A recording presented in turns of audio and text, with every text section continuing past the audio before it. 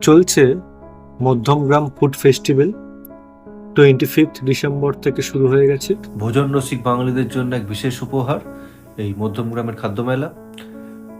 এটা হচ্ছে নিউ বয়েসের গ্রাউন্ডে, বঙ্কিমপল্লীতে, মধ্যমগ্রাম কালীবাড়ির ঠিক উল্টো দিকে রাস্তা দিয়ে 5 মিনিটে হাঁটা পথ।